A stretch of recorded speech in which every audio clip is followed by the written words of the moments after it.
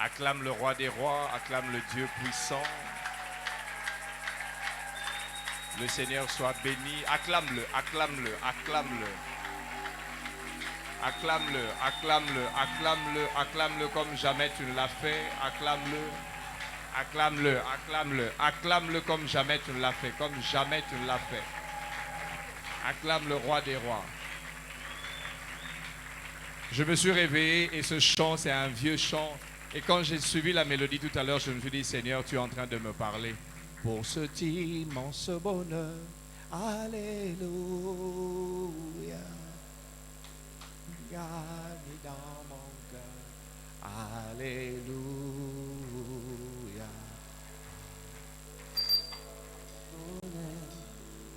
Alléluia. Mon sauveur. Alléluia. Oh, voilà pourquoi je l'adore. Alléluia. Oui, Jésus est mon sauveur. Alléluia. Oh, alléluia. Alléluia. Alléluia. Alléluia. Oui, Jésus est mon sauveur. Alléluia. Alléluia. Oh, Jésus. Alléluia. Alléluia. Alléluia. Alléluia. Oui, Jésus est mon sauveur. Alléluia. Oh, alléluia. Alléluia. Alléluia. Alléluia. Oui, Jésus est mon sauveur. Alléluia. Oh, alléluia. Alléluia. Alléluia. Alléluia. Oui, Jésus est mon sauveur. Alléluia. Vous savez, il y a des moments où quand tu adores le Seigneur, tu es simplement en train de prier. Tu as envie de lui dire Talatina ngaina lingaka kolo Yesu. Talatina ngaina lingaka kolo Yesu. Quelle est la raison pour laquelle tu aimes le Seigneur? J'aimerais que tu regardes dans ta vie. Quelle est la raison? Qu'est-ce qui te pousse à dire que tu aimes Jésus? Qu'est-ce qui te pousse à dire?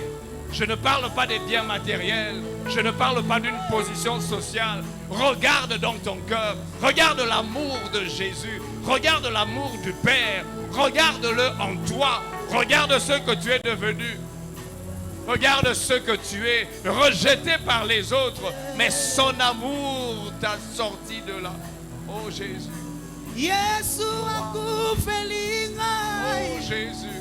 Amonelinga ipasi. Oh Jésus. Yesu apesinga bomoy. Bomoy ekosilaka te. Kosilaka te. Po Yesu atonda bolingo. bolingo. Tina nini alongola ngai te maso. Jésus. Po Yesu atonda makasi. Oh Jésus. Tina nini Jésus. alongola ngai te maso. Jésus. Talatina Ngaina lingaka. Olo Yesu. Talatina nalandaka Olo Yesu.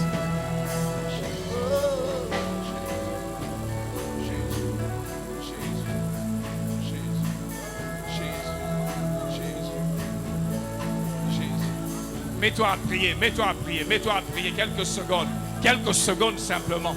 Mets-toi à prier, parle à Dieu, parle à Dieu, parle à Dieu, parle à Dieu simplement pendant quelques minutes avant la parole. Parle à Dieu, parle à Dieu, parle à Dieu. Jésus, Jésus, Jésus. Talatina, naina linga kayo, tabe nalinga kayo, nalinga kayo, peu importe les temps et les circonstances. Je t'aime et je t'aimerai toujours. Je t'aimerai toujours. Peu importe les moments. Je peux être dans le gouffre, mais je t'aimerai. Je peux être sur la terre, je t'aimerai. Je peux être dans des circonstances difficiles, je t'aimerai toujours. Père, Jésus, Jésus.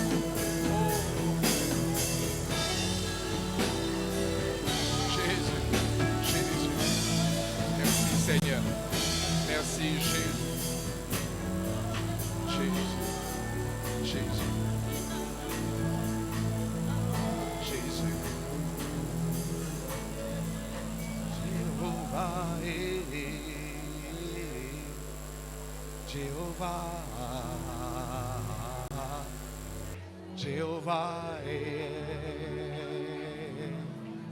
Jéhovah. Jéhovah, tu es élevé. Jéhovah, tu es le Dieu très haut. Jéhovah, tu es élevé. Jéhovah, tu es le Dieu très haut. Jéhovah, tu es élevé. Jéhovah, tu es le Dieu très haut. Jéhovah, tu es élevé. Jéhovah, tu es le Dieu très haut. Jéhovah, Jéhovah,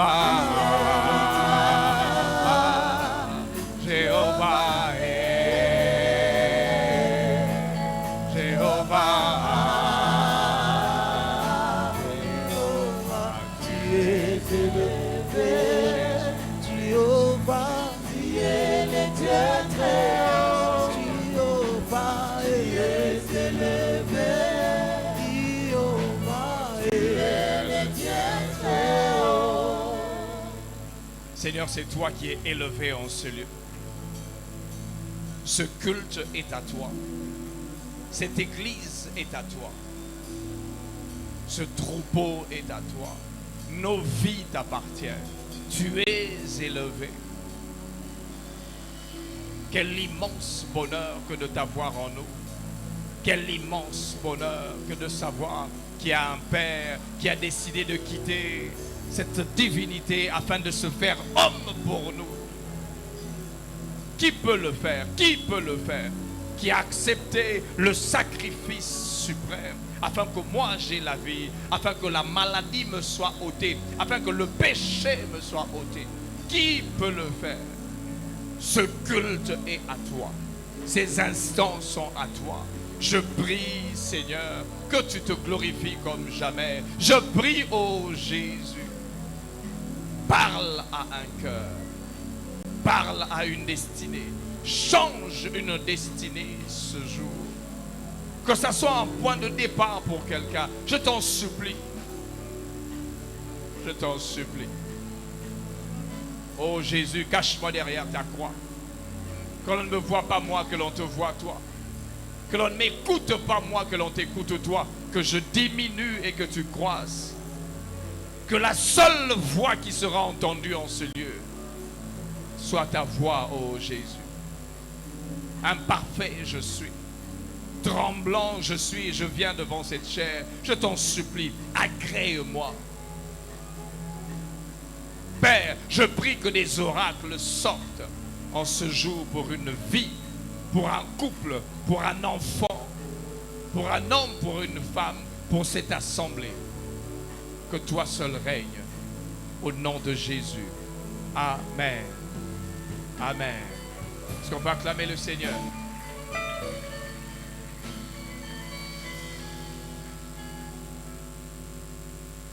Amen. On a certainement déjà salué le voisin une fois, deux fois. Je ne peux pas déroger à ce que je crois que le Seigneur fait. Quand il m'a appelé, il m'a dit qu'il était le Dieu de connexion. Alors salue deux personnes. Deux personnes, salue deux personnes. Prends le nom de ces personnes-là. Pas les mêmes personnes. Salue deux personnes. On ne sait.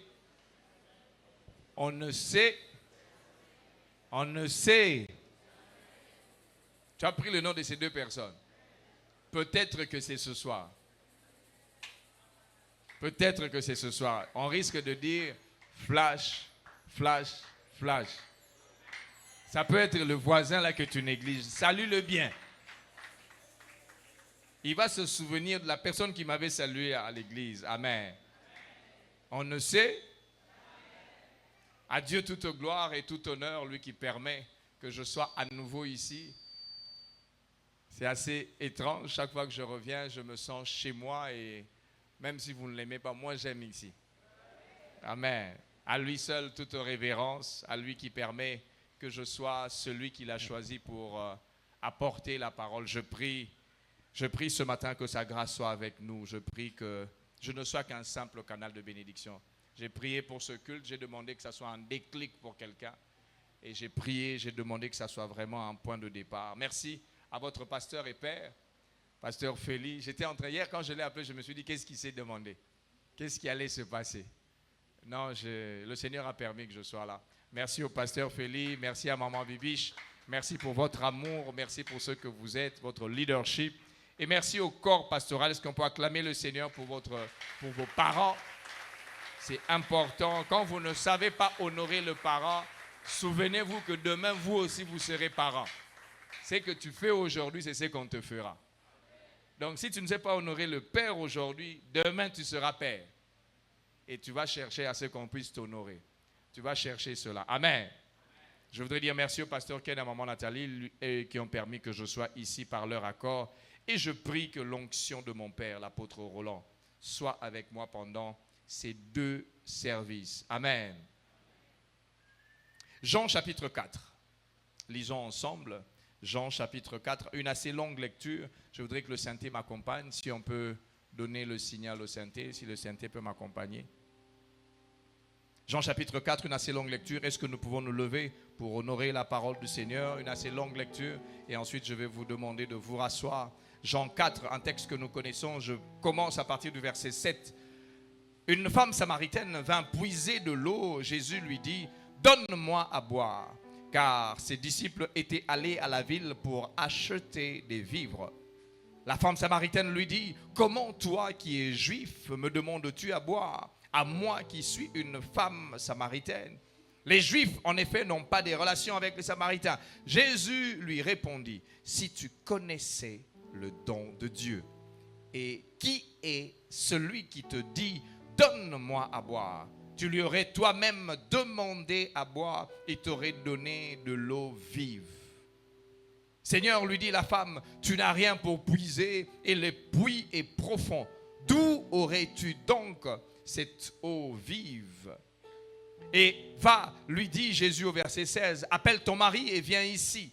La femme lui répondit, je n'ai point de mari. Jésus lui dit, tu as eu raison de dire, je n'ai point de mari. Car tu as eu 5 maris et celui que tu as maintenant n'est pas ton mari. En cela, tu as dit vrai. Seigneur lui dit, la femme, je vois que tu es prophète. Versets 27 à 30. Là-dessus arrivèrent ses disciples et furent étonnés de ce qu'il parlait avec une femme. Toutefois, aucun ne dit, que demandes-tu ou de quoi parles-tu avec elle? Alors la femme, ayant laissé sa cruche, s'en alla dans la ville et dit aux gens, venez voir un homme qui m'a dit tout ce que j'ai fait. Ne serait-ce point le Christ? Ils sortirent de la ville et ils vinrent vers lui. 40 à 42.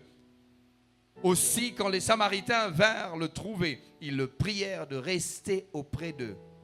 Et il resta là 2 jours. Un beaucoup plus grand nombre crurent à cause de sa parole. Et il disait à la femme, ce n'est plus à cause de ce que tu as dit que nous croyons, car nous l'avons entendu nous-mêmes et nous savons qu'il est vraiment le sauveur du monde. Ceci est la parole de Dieu. Je suis ce qu'elle dit que je suis. Je possède ce qu'elle dit que je possède. Aucune autre parole n'aura d'effet dans ma vie si ce n'est cette parole. Au nom de Jésus, Amen. Est-ce qu'on peut se rasseoir? Le thème de mon message aujourd'hui, c'est « Il m'a dit tout ce que j'ai fait. » Que ta nuée descende sur nous. Que ta nuée descende sur nous. Il m'a dit tout ce que j'ai fait. Il m'a dit tout ce que j'ai fait. Dis au voisin, il m'a dit tout ce que j'ai fait. Portion de la parole qui est connue de nous. Portion de la parole qui n'est pas étranger dans l'église. Portion de la parole qui n'est pas assez particulière. Parce qu'en fait, lorsqu'on grandit dans une église, on a commencé à l'école de dimanche jusqu'à arriver dans la grande assemblée, d'une manière ou d'une autre, on rencontre cela. On rencontre le texte de la femme samaritaine. Et beaucoup de lecteurs de la Bible s'appliquent à dire qu'il y avait une sorte d'échange entre celui qui nettoyait et celui qui devait être nettoyé. Entre celui qui avait l'eau et celui qui devait prendre l'eau. Je tire un certain nombre de choses dans ce récit. Pour aller assez rapidement, on dit Samarie n'est pas la destination finale quand Jésus est en train de quitter la Judée. Lorsque vous lisez ce texte, vous allez vous rendre compte d'une chose, c'est que les seigneurs, ceux que les pharisiens avaient appris qu'il faisait et baptisait plus de disciples que Jean. Toutefois, Jésus ne baptisait pas lui-même, mais c'était des disciples. Alors qu'il quitta la Judée et retourna en Galilée, il était en train d'aller à une autre destination. Et il fait un virage dans la ville de Samarie, dans un petit coin qu'on appelle Sichar. Dieu sait arranger les choses parce qu'il a un rendez-vous avec toi. Dieu sait positionner les éléments de la vie parce qu'il y a une image qui doit être vue dans le monde. Ce n'est pas la destination finale, ce n'est qu'un transit parce qu'il a un rendez-vous avec la destinée de quelqu'un. Et il veut rencontrer quelqu'un. Je voudrais que tu retiennes ceci. Il n'y a jamais de hasard avec Dieu. Jamais. Jamais de hasard. Quand je lis Jérémie 33, 1 à 4, un texte qui me fait énormément de bien. Jérémie 33, 1 à 4, je suis dans la version français courant. On dit, voici ce que déclare celui qui fait l'événement, qui le prépare et qui le met en place. Il n'y a pas de hasard avec Dieu. Dieu peut s'arranger que les années soient perdues pour que toi tu rencontres la royauté. Les années n'appartenaient pas à Saül, ça appartenait à son père, mais la royauté appartenait à qui? Ça appartenait à Saül. Dieu peut s'arranger à ce que quelqu'un tombe malade, que tu sois le garde-malade, mais quelqu'un viendra voir le malade et il a une rencontre avec toi. Ça, je l'ai appris avec le Seigneur. Il est celui qui met en place les événements. Il organise les choses. Je voudrais dire à quelqu'un, il n'y a pas de hasard avec le Seigneur. Il n'y a pas de hasard. Tous les jours ne sont pas les mêmes. Le Seigneur s'arrange à ce que chaque fois que tu es en train d'avancer, tu rencontres la personne dont tu auras besoin. Probablement dans les 2 jours qui arrivent, probablement dans les 2 ans qui arrivent. Il n'y a jamais de hasard. Je n'oublierai jamais comment j'ai rencontré votre père, le pasteur Félix. Je ne l'oublierai jamais. Il est venu rencontrer quelqu'un. Je ne sais pas pourquoi le film de ma vie est passé ce matin. Ce matin, je ne sais pas pourquoi. Qu'est-ce que le Seigneur est en train de m'enseigner? Je ne sais pas. Je n'oublierai jamais. Ce qui fait qu'aujourd'hui, depuis pratiquement 13 ans, on est attachés. Depuis 2012. La deuxième chose que ce récit est en train de nous enseigner, l'une des raisons qui pousse notre Seigneur à quitter est le fait que les pharisiens ont appris qu'il faisait baptiser plus des disciples. En fait, ici, il y a une sorte d'exposition de la vindicte des Juifs, les gens qui voulaient lui faire du mal. Ce récit est en train de montrer que Christ est en train de fuir les gens. Il y a des gens qui cherchent à vous faire du mal, mais en fait, vous êtes en train d'aller vers votre bien.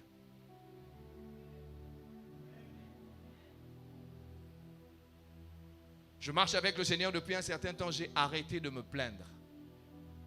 Quand je rencontre l'opposition et l'adversité, ça veut dire qu'il y a une porte qui veut s'ouvrir. C'est le type d'alliance que j'ai eue avec le Seigneur. Il y a certaines circonstances qui sont parfois pas heureuses, mais qui sont la clé pour le passage à l'autre saison. Qui sont la clé. Paul, dans Acte 16, verset 6, il est empêché par l'Esprit de Jésus. Mais en fait, c'est plusieurs nations qui doivent recevoir l'évangile. Plusieurs nations. Je vais choquer quelqu'un tout à l'heure.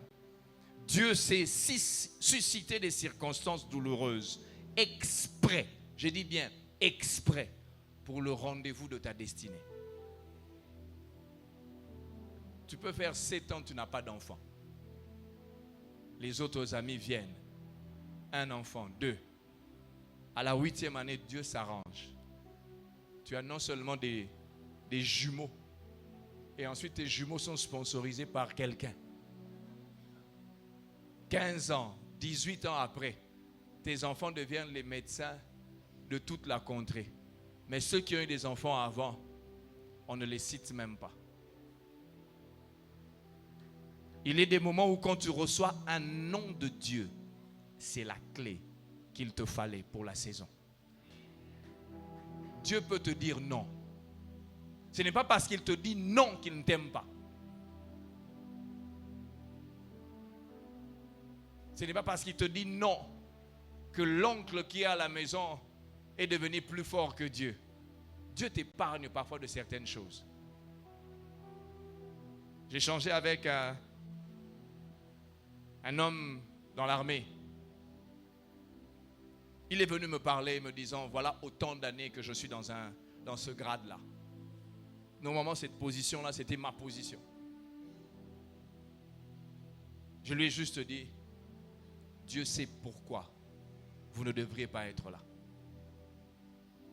4 ou 5 semaines après, la personne revient vers moi.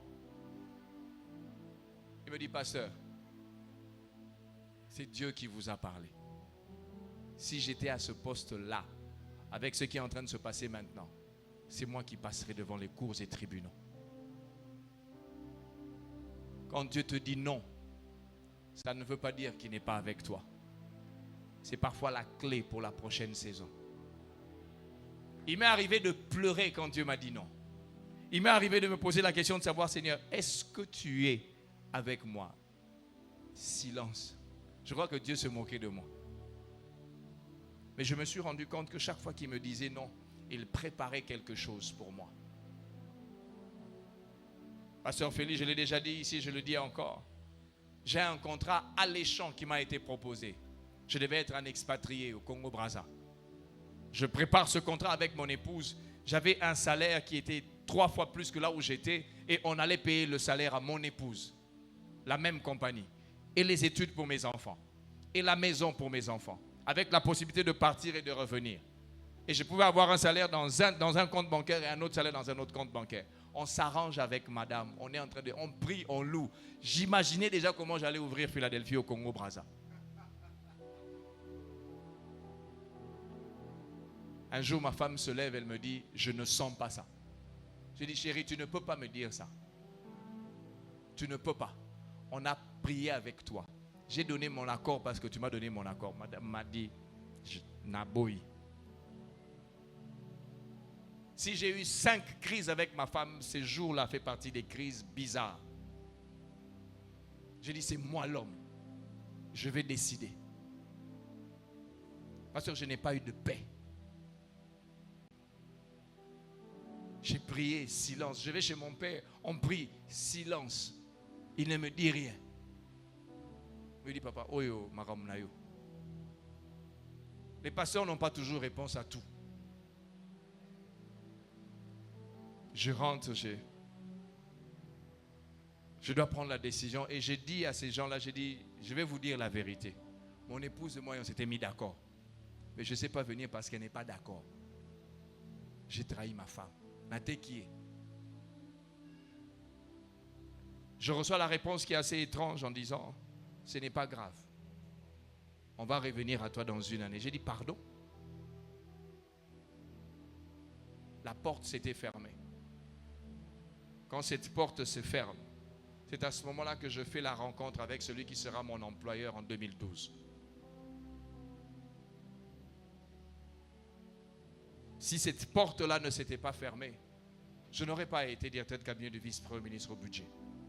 Je n'aurais pas eu le parcours que j'ai aujourd'hui. Juste parce qu'à un moment, Dieu a dit non. Quand Dieu te dit non, c'est la clé pour l'autre étape. pour l'autre étape. Non, on ne doit pas toujours dire que Dieu n'est pas avec nous. La troisième chose, c'est que Jésus s'assied au bord d'un puits à un moment précis. On est en train de parler de la 6e heure. Verset 6, là se trouvait le puits de Jacob. Jésus, fatigué du voyage, était assis au bord du puits. C'était environ à la 6e heure. Le puissant de Jacob a déjà tout orchestré. Tout. Il savait qu'au moment où il allait arriver, c'est la 6e heure. Le Seigneur m'a dit de dire à quelqu'un aujourd'hui, je prie que tu puisses saisir ceci. Tous les instants de ta vie n'auront pas la même valeur. Il y a des moments qui sont différents des autres. Galates 4, verset 4, la Bible dit, lorsque les temps furent accomplis. On est souvent pressé. On veut avoir les choses avant le temps. On est souvent pressé. On veut avoir les choses comme l'autre a eu. Est-ce que tu connais le parcours? Au moment fixé. N'enviez pas le pasteur Félix. Est-ce que vous savez que parfois il a porté des chaussures qui étaient trouées en bas? N'enviez pas. N'enviez pas quelqu'un, je vous en supplie. Votre temps est en train d'arriver. Ne courez pas. Je voudrais dire fortement à l'église, je veux parler aux ouvriers aujourd'hui. Ne courez pas. À un certain moment, Dieu s'arrangera qu'on te voit, toi. C'est à la 6e heure que Jésus se met sur le puits. J'ai lu un commentateur, on disait que c'était fait des roches et il faisait chaud à ce moment-là. C'était difficile que quelqu'un se mette là-bas parce qu'il n'y avait pas d'ombre. Mais quand Dieu orchestre toutes choses, il fait en sorte que ça soit la 6e heure, Jésus se met là et la femme samaritaine arrive. Je prie que ce dimanche soit le déclic pour quelqu'un. Je prie que tu saches que les détails de la vie ne sont jamais anodins. J'aimerais que tu remettes un rétroviseur. Qui est-ce que tu as rencontré cette semaine? À qui as-tu parlé? Je reviens à notre texte. On est en train de voir ici qu'il y a un échange entre Christ et la femme qui visiblement est consciente de son état. Cette femme, elle sait ce qu'elle est, elle connaît sa vie, mais elle est toujours en quête de quelque chose. Pourquoi je dis qu'elle est consciente de son état? Elle arrive au puits à un moment où normalement une femme a déjà tout fini. Généralement les femmes, regardez dans nos villages, regardez même aujourd'hui, à la maison, lorsqu'une femme, je parle de la bonne femme qui est entreprenante, c'est depuis le matin qu'elle s'active. J'ouvre une parenthèse. Tu veux te marier à quelqu'un, mais tu te lèves à 11h, tu n'es pas encore lavé jusqu'à 14h. Et puis à 16h, quand tu vas sortir, je parle des femmes, je parle des jeunes filles. Et quand tu vas sortir à 16h, tu as mis les stylos, make-up. Et puis après, quand on va regarder ta chambre, solo. J'ai fermé la parenthèse. On parlera ça 20 jours avec les jeunes ici, un jour. Mais elle arrive à la 6e heure, quand tout le monde n'est pas là. Elle connaît sa vie. Elle connaît son état. Elle connaît ce qu'elle est. Et elle sait que les autres, type de vie naïe. Elle ne peut pas venir le matin parce que les autres femmes qui sont entreprenantes, je ne vais pas citer le nom de quelqu'un. On risque de dire que le pasteur Anthony a dit, bon, je dis XXXXX, Yewana Zoya. Yewana. C'est elle qui est arrivée. Elle ne veut pas vivre ça. Ce qu'elle fait, elle vient quand tout le monde est déjà rentré à la maison. Elle vient à la 6e heure. Elle sait qu'il ne va pas t'y avoir. Il ne va pas t'y avoir quelqu'un là au puits. Je voudrais dire à quelqu'un, l'état de péché, l'état de culpabilité te poussera à éviter les gens, à raser les murs. Et ça, je l'ai compris. Ça, c'est quand tu as encore ce que j'appelle une once de Saint-Esprit en toi. C'est des choses qui sont en train de te dire, ce que tu fais là, ce n'est pas bien. Tu as honte des gens. Le contexte montre que c'était une femme qui passait d'homme à homme. 5 maris déjà, et la personne qui était là, c'était 6e mari. Et donc, les gens savaient que ce gars a Koutanina XXXX. On va le narrer à relégater. Faut télé. J'ai essayé d'imaginer c'était quel type de femme. Comment il changeait d'homme?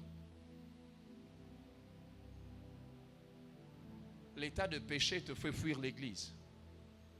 L'état de péché te fait fuir les groupes à l'église. L'état de péché fait en sorte que tu n'es plus très actif à l'église. L'état de péché fait en sorte que quand tu rencontres quelqu'un, lorsqu'on dit une prophétie, oh, boni boyko, le bon ramandé, tu commences à choisir des pasteurs, tu commences à choisir des prédications. Parce que ça te touche au plus profond de toi. J'aime quand la parole touche ta vie, à toi. Tu fuis l'église. Il y a des indices, et ça c'est moi. Pasteur, je ne sais pas, il s'agit pour toi. Quand quelqu'un était assidu avant et commence à te présenter des excuses pour le service, bengaï, beaux entretiens, tu vas découvrir.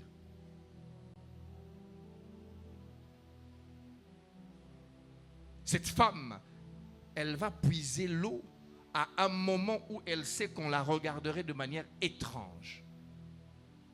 Avec dédain le matin, elle ne part pas, mais elle vient à midi, elle vient à la 6e heure. Pourquoi? Parce qu'elle a un ressenti en disant que les autres vont pouvoir la regarder d'une manière étrange.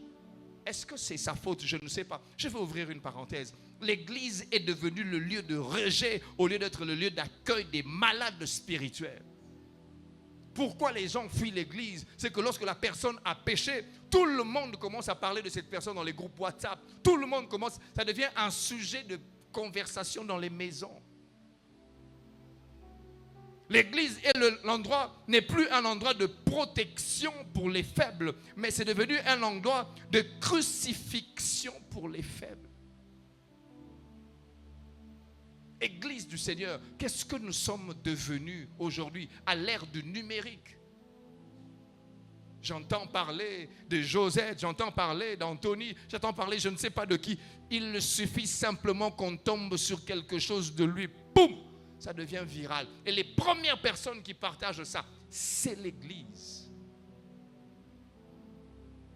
Cette femme, elle aurait aimé venir le matin avec les autres. Elle aurait aimé puiser, mais elle a peur du qu'en dira-t-on. C'est les mêmes personnes de l'église qui vont commencer à dire qu'est-ce qu'elle est devenue.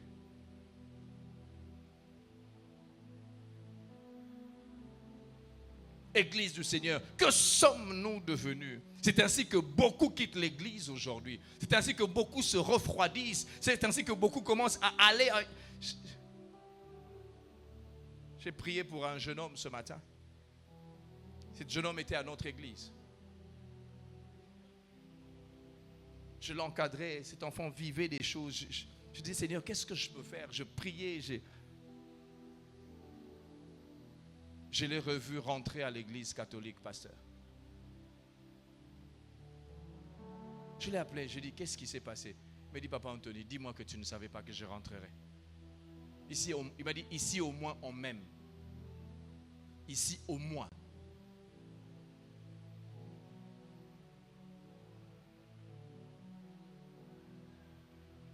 Les diacres pensent qu'ils sont des saints. Quand tu rencontres quelqu'un, tu dis, moi je suis diacre. Les gens qui jugent les autres. Cette femme, elle n'est pas venue le matin parce qu'elle a eu peur, parce qu'elle avait mal, parce qu'elle se disait, les autres vont me regarder étrangement. Comment regardons-nous ceux qui sont tombés? Comment? Mais j'aime quand le metteur en scène connaît le script de notre vie. Il s'arrange que Christ soit fatigué. Il s'arrange que ce jour-là, le puits fasse chaud. Il s'arrange que ça soit à la 6e heure. Là où les hommes étaient en train de te rejeter, il y a celui qui crée les hommes qui t'attend au puits. Et il vient à cet endroit. Il n'a pas besoin que les... Oh, Dieu est tellement metteur en scène. La Bible dit ceci. Les disciples étaient allés à... Oh, Jesus. Dieu va s'arranger. Il va s'arranger. Il va faire en sorte que ceux qui peuvent crier sur toi ne soient pas là.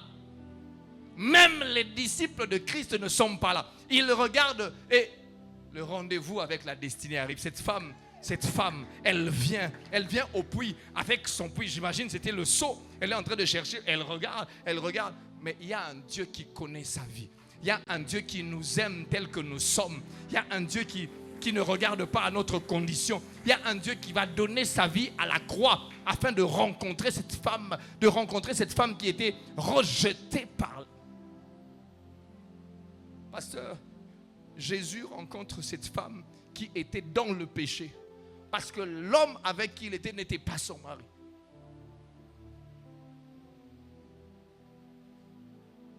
Le contexte montre qu'elle était dans la vie de péché, là, à cet endroit-là. C'est ça son jour de rendez-vous. Je déclare à quelqu'un pour aujourd'hui, je déclare sur quelqu'un que ce jour soit un déclic pour ta vie. Là où les hommes ne te donnaient pas pour être éligible, parce que tu as la rencontre avec le roi des rois, tu seras éligible. Au nom de Jésus. Christ lui dit à ce moment-là, donne-moi à boire. Comment celui qui est saint peut être en contact avec celui qui vit dans le péché? Comment? Comment?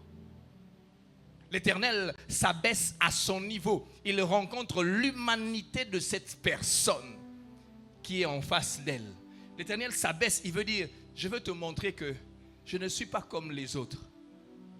Moi, je ne veux pas te juger. Donne-moi à boire. Il s'agit d'une affaire d'eau. C'est assez bizarre. Lorsqu'on est devant le rendez-vous de sa destinée, soi-même on devient un acteur d'obstacles. Regardez ce que cette femme fait. La première chose, la Samaritaine lui oppose sa qualité, son appartenance à une autre tribu. Il dit, toi tu es juif. Parfois quand on est en face de la destinée, tu es en train de te demander, est-ce que c'est vraiment moi? Tu regardes, c'est toi.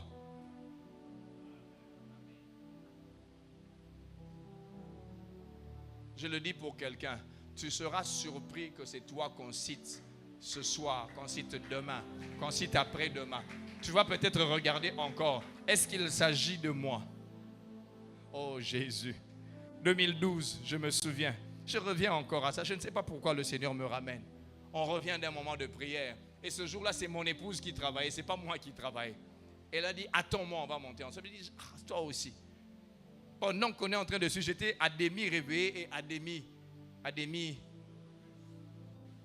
Je regarde, je dis, chérie, fais vite. Et puis, pouf, on suit la télé à 20h. Flash, flash, flash. Je ne m'attendais pas à ça. Je n'étais même pas concerné parce qu'on ne m'avait pas appelé. Et puis, j'ai dit, bon, fais vite, je vais suivre seulement. Et nommé. Si tu te souviens bien, j'avais un programme avec vous à l'église. J'ai eu l'impression que je n'avais pas bien entendu. Mon épouse m'a dit, tu as bien entendu. Il s'agit de toi. C'était passé. Courin Kei. Donc pour entendre la rediffusion, chez moi à la maison, je ne sais plus entendre. C'est quand je commence à recevoir des messages que je me rends compte qu'il s'agit de moi.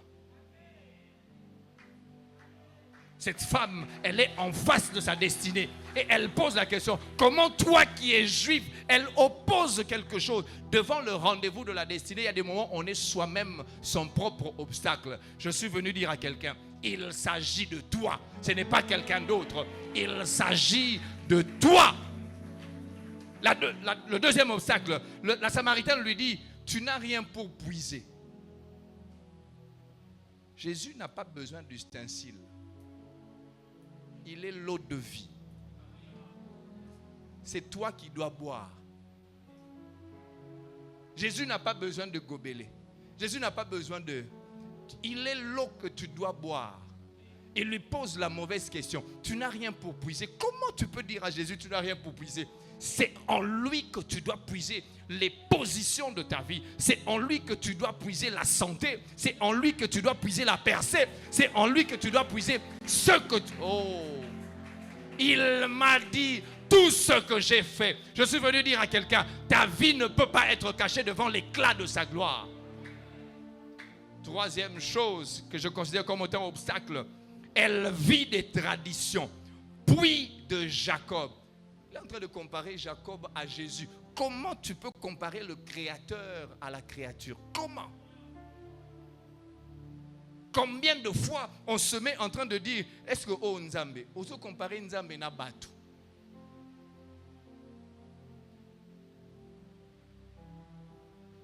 C'est à ce moment-là que la fissure se fait. Cette femme avait un besoin pour lequel il n'y avait pas encore un assouvissement. Cette femme avait quelque chose en elle qui devait être comblé. À ce moment-là, Christ lui pose la question. Appelle-moi ton mari. Il m'a dit tout ce que j'ai fait. Dieu sait ce que nous sommes. Pasteur, il y a des prières, je ne sais pas si toi tu les fais, des prières que je ne fais pas devant ma femme. Mais il a rabima. Zambe. C'est la difficulté. Il y a un Dieu à qui on ne cache rien. Il y a des prières que la femme ne fera pas devant toi. Vous êtes en train de prier ensemble. Elle crie. Et puis viendra un moment où tu vas murmurer. Il y a des choses que Dieu seul voit. Appelle-moi ton mari. À ce moment-là, Christ est entré dans l'intimité de cette femme, dans le moi intérieur. Je voudrais dire à quelqu'un, appelle-moi ton mari. Qui es-tu devant le Seigneur? Je ne parle pas devant l'église, je ne parle pas devant ton pasteur, je ne parle pas devant une assemblée. Qui es-tu devant Dieu? Tu sais, même quand tu ne pries pas, que tu le veuilles ou que tu ne le veuilles pas, tu sais ce que tu es. Tu sais. Elle entre dans cette partie de la vie qu'elle seule connaissait. Tu as 5 maris. Tu as déjà eu 5 maris. Et celui que tu as maintenant n'est pas le sien. Bien-aimé, rien n'est caché devant Dieu. Romains chapitre 2, le verset 16. La Bible déclare ceci et j'aimerais qu'on le lise et j'aimerais que chacun de nous puisse prendre conscience de ces versets. Romains chapitre 2, le verset 16. Voilà ce qui paraîtra au jour où Dieu jugera par Jésus-Christ tout ce qui est caché dans la vie des hommes. Le verset lui second est en train de dire ceci. C'est ce qui paraîtra au jour où selon mon évangile, Dieu jugera par Jésus-Christ les actions secrètes des hommes. Ce que tu fais quand on ne voit pas, il y a un moment où Dieu expose cela. Cette femme, elle pensait que quand elle arrivait au puits, même si elle a rendez-vous avec la destinée, il y a quelque chose qui doit changer. Dieu, avant de te faire entrer dans une autre dimension, il y a un acte que tu dois faire. La repentance. Reconnaître ton état.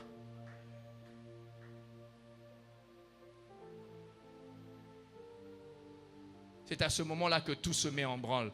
Elle a abandonné sa cruche.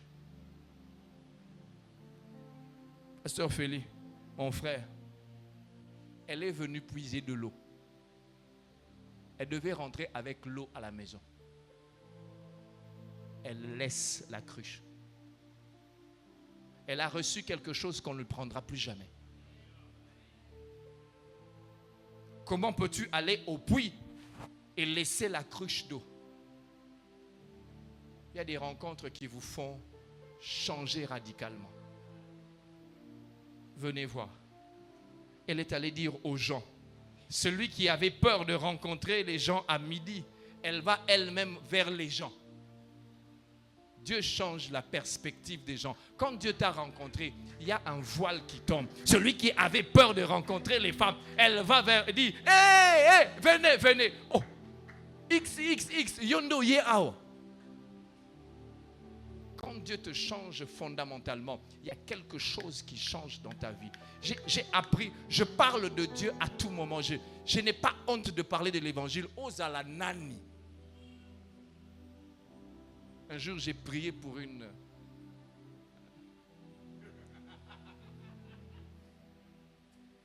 On voulait entrer dans nos réunions là de vendredi. J'arrive, j'ai dit, je vais prier pour toi. Il dit, oh, j'ai dit, dans mon cœur, je vais prier pour toi. On a prié au nom de Jésus. savez, il y a des moments où quand tu as Jésus en toi, il n'y a rien qui va t'arrêter. Je ne savais pas ce que je déclenchais dans la vie de cet homme.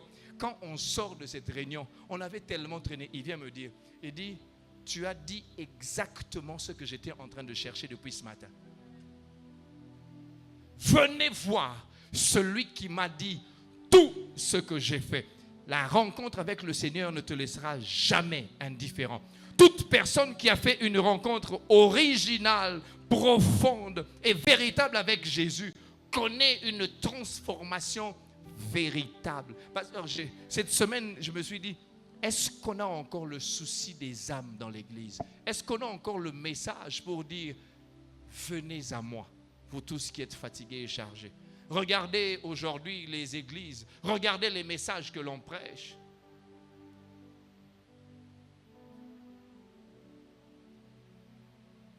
Je le prêcherai un jour ici.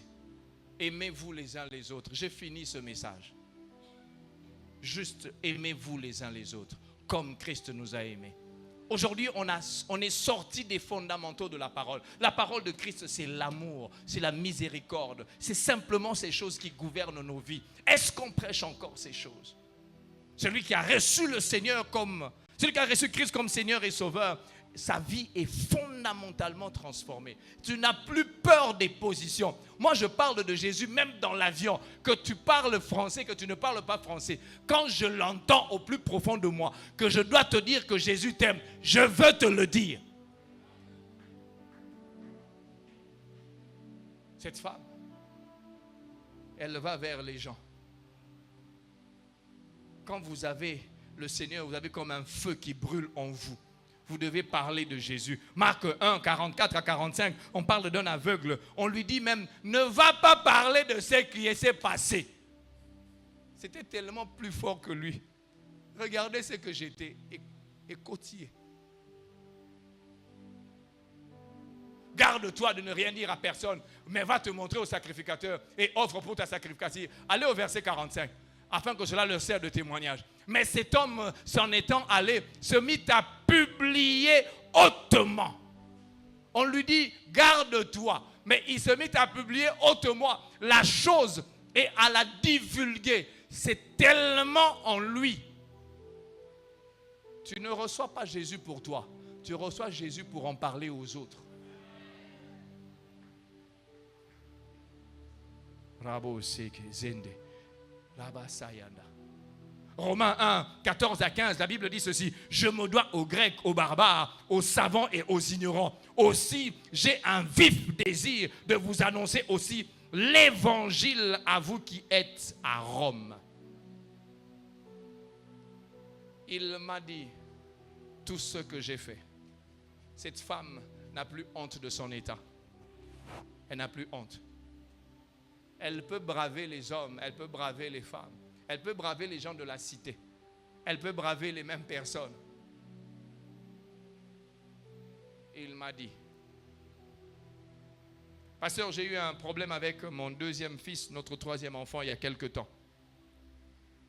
Et c'est moi qui avais la faute. Mon épouse est venue me dire, il dit, tu es sous stress, tu es sous pression. Je n'ai pas regardé à mon épouse, je suis resté calme. Mais il y avait quelque chose en moi qui me perturbait. Je n'ai pas eu le sommeil.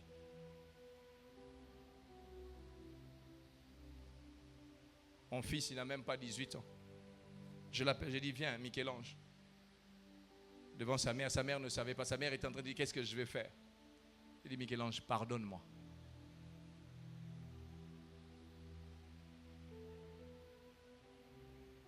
Je suis mouchi. Il y a des papas qui sont mouchis ici.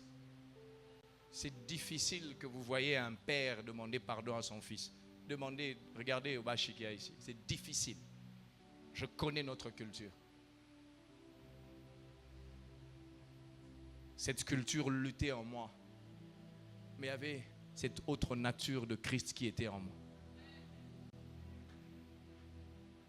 Dit Michel-Ange. Je n'ai pas dit excuse-moi, non. J'ai dit pardonne-moi. Cette femme, elle a une originalité. Elle ne peut plus avoir honte des gens. Quand tu as Christ, tu n'as plus honte de ce que les gens pensent. Tu fais seulement.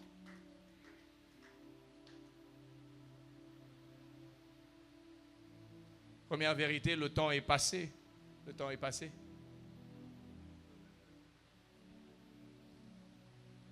Première vérité, la Bible dit, tout enfant de Dieu, dans son appel, a reçu mandat de propager l'évangile. Je parle des choses basiques.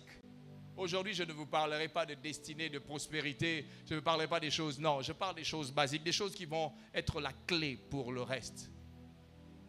Est-ce que tu parles de Dieu là où tu es?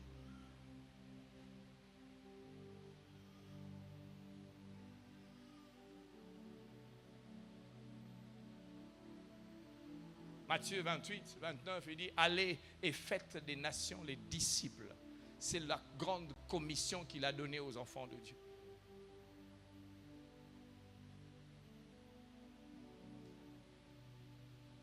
Je vous parle des choses qui sont les fondamentaux de la foi.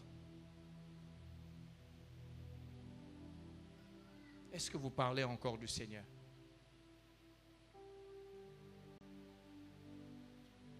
La deuxième vérité, c'est uniquement par le Saint-Esprit que nous sommes transformés.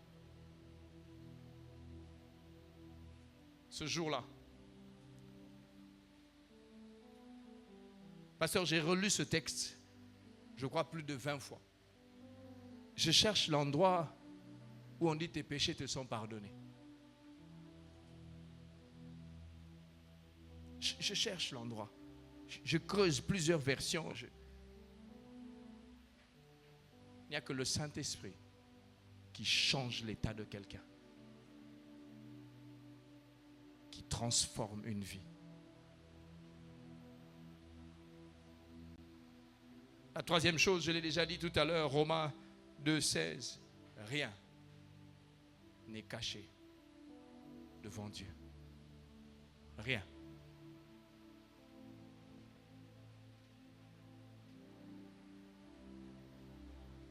David a péché. Il va avec Bathsheba, qui était la femme de Uri. Il pensait que le Seigneur ne voyait pas. Et puis il envoie le prophète, le sacrificateur. Nathan vient. Et il lui parle en parabole. Vous savez, ce n'est pas n'importe comment qu'on parle au roi. Il faut trouver les phrases. Même quand tu es pasteur, il faut trouver les phrases. Il dit, un homme avait simplement une seule brebis. Et puis il s'en est allé. Et puis des gens sont venus. On a pris sa seule brebis. David entend, il dit, qui est cet homme qui a fait ça? Puis Nathan lui dit, c'est toi.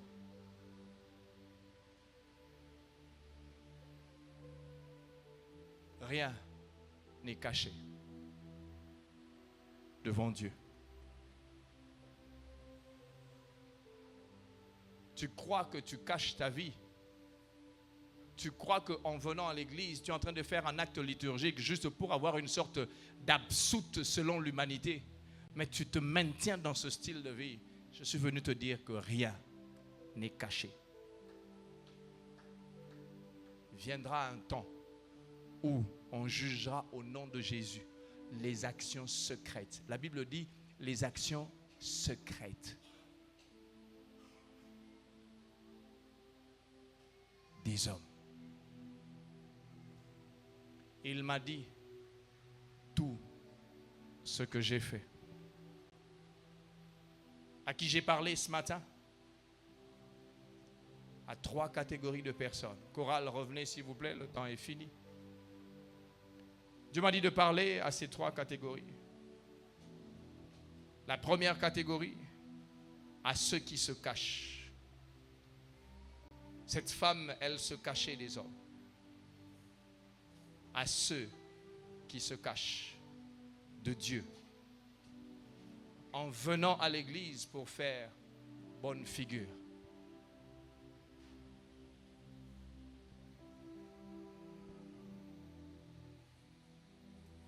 Il y en a beaucoup à l'église.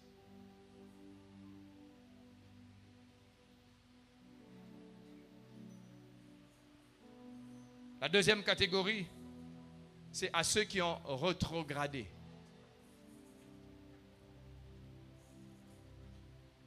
Tu étais un bon chanteur. Tu étais un bon protocole. Tu étais un bon service technique. Tu étais un bon père, une bonne femme. Tu étais moniteur, monitrice à l'église. Mais tu es rentré vers la vomissure.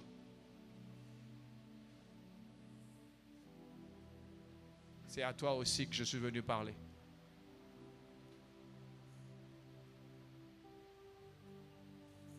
Tu courais si bien. Qui t'a arrêté dans ta course? Troisième catégorie à qui je suis venu parler. À ceux qui ne le connaissent pas encore.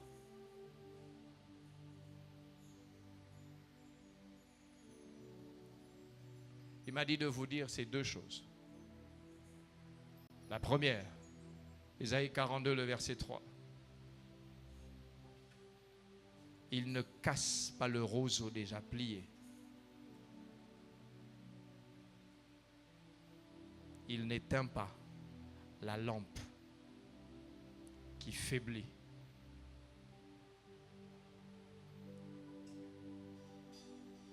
À vous trois, il m'a dit de dire ceci. Il n'éteint pas la lampe qui faiblit.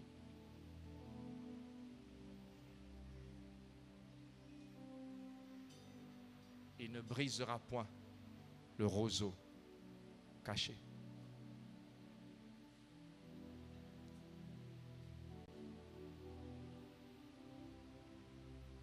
La deuxième chose qu'il m'a dit de vous dire.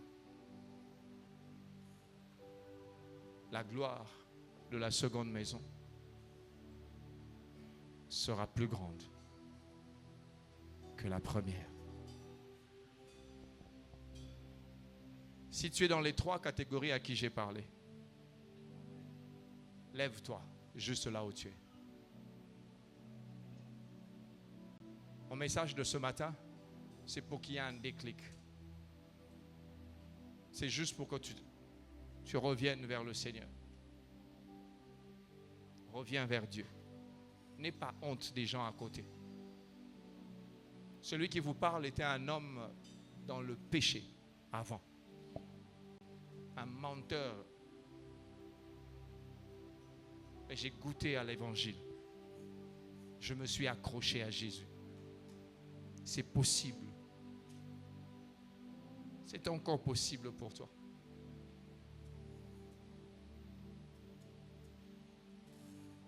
C'est encore possible. Je t'en supplie. Ne reste pas assis. On dit de dire à quelqu'un, c'est le déclic aujourd'hui. Je ne dirai pas, voici les choses que Dieu m'a dit de te dire. Non, il m'a juste dit, reviens vers lui. Et tout le reste, il va ouvrir.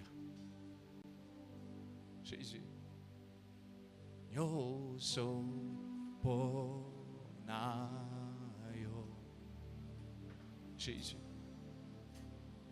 Ba te la kangaina na mabe awe awe awe na luna kolo Yesu kamata motemana.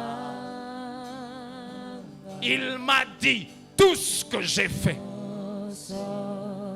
Si tu caches ta vie à quelqu'un, il y a quelqu'un qui va te dire tout ce que tu as fait. Je t'en supplie, je t'en supplie, je t'en supplie. Ne reste pas sur cette chaise parce qu'il s'agit de la rencontre avec la destinée. Je t'en supplie, n'endurcis pas ton cœur. Peu importe le rang, peu importe ta position, peu importe ce que tu es. Tu as la rencontre avec Dieu aujourd'hui.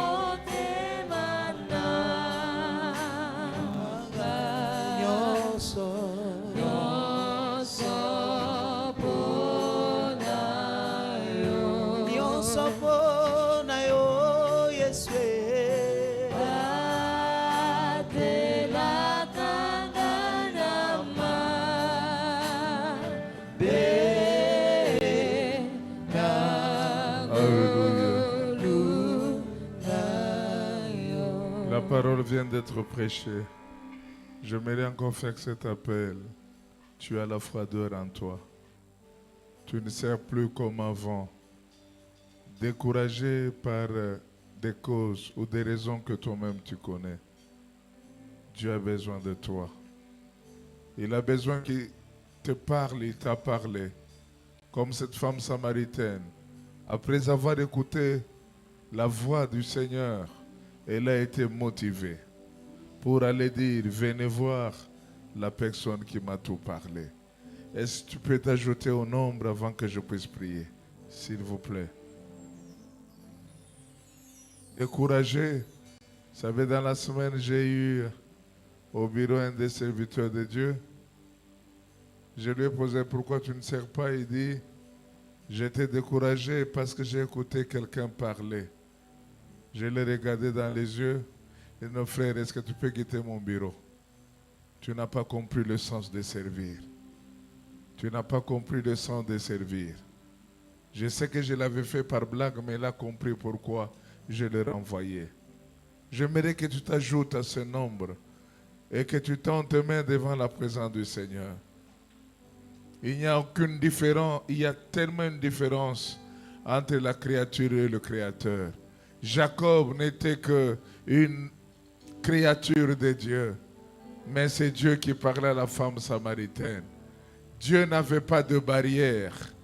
Et pourtant, si vous savez bien, il n'y avait pas l'entente entre les Samaritains et les Juifs. Mais quand Jésus est arrivé, Jésus a renversé cette barrière. Peut-être il y a eu une barrière, quelque chose que tu as vu comme barrière, qui t'a empêché de servir. Jésus vient de te parler. Il est capable de renverser cette barrière afin que tu sois libre. Lèvons nos mains, s'il vous plaît. En tout cas, je sens dans mon esprit que c'est toute l'assemblée. Nous devons nous tenir debout, s'il vous plaît. Si tu es à côté de celui qui s'est levé avant, tu le tiens en main. C'est ton frère, c'est ta sœur. Communique-le les bonnes paroles. Comme le pasteur vient de le dire, nous devons retourner aux fondamentaux de la foi. Tout passera. Mais la parole de Dieu ne passera pas. Seigneur Jésus, la parole vient d'être prêchée dans un terme plus simple, Seigneur, mais très profond. Tu viens de nous rappeler, Seigneur, ô Dieu, que tu nous as appelés pour un but. Tu nous as appelés, Seigneur, pour que nous soyons le sujet de ta gloire et le sujet des louanges. Tu nous as appelés pour que nous puissions contribuer à l'avancement de l'œuvre, Seigneur. Donne-nous à comprendre cette vérité et donne-nous, Seigneur éternel, ô Dieu, à briser toutes les barrières qui nous empêchaient autrefois de ne pas aller parler de toi, à renverser les murs et à parler de toi au monde, à parler de toi là où nous travaillons, à parler de toi là où nous sommes en voyage, à parler de toi dans nos maisons, à parler de toi dans nos quartiers. C'est ça la commission que tu nous as donnée selon Matthieu 28, 19, Seigneur. Donne-nous, Seigneur, ô Dieu. Seigneur, nous sommes, Seigneur éternel, ô Dieu, appelés à accomplir cette mission. Parce que nous ne connaissons ni l'heure ni le jour. Fais-le à cause de ton grand nom. Je prie, Seigneur, pour cette catégorie de gens refroidis à cause, Seigneur, d'une situation ou d'une autre. Père éternel, c'est toi qui sais ranimer le feu. C'est toi qui sais ranimer le feu qui s'était éteint. Je prie pour que tu ranimes. Je prie, Seigneur, que tu donnes, Seigneur, ô Dieu, la force nécessaire. Seigneur, ô Dieu, si parmi nous, il y a ceux-là qui ont manqué de l'amour, le vrai amour a un nom. Le vrai amour, c'est toi, Jésus. Donne-nous ton cœur, afin que nous comprenions. Et Seigneur éternel, ô Dieu, la loi la plus suprême qui doit dominer dans nos vies, dans l'Église, c'est l'amour. L'amour qui vient de toi. Merci, ô Dieu, pour ceux-là qui n'ont pas encore ou qui n'ont pas eu encore fait l'expérience avec toi. Seigneur, l'occasion est arrivée que tu touches mon frère et ma soeur afin qu'ils comprennent les bénéfices qui sont liés, Seigneur, oh Dieu. Et Seigneur, à la fois, lorsqu'on t'accepte toi comme Seigneur et Sauveur. Merci pour ce rendez-vous de la destinée. Merci, Seigneur, oh Dieu, pour les circonstances, Seigneur, que tu places sur notre chemin. Rien ne peut nous arriver, en mal ou en bon, qui ne peut contribuer à notre bien. Nous savons quand tu le permets, tu sais pourquoi tu l'as permis. S'il y a eu un non aujourd'hui, cela veut dire qu'il y a une clé, Seigneur, dans une autre étape de la vie. Cette clé, nous avons la foi qui a cette clé qui va ouvrir la porte de la destinée, la porte du succès de nos enfants, la porte de notre mariage, la porte de notre bénédiction. Merci pour cette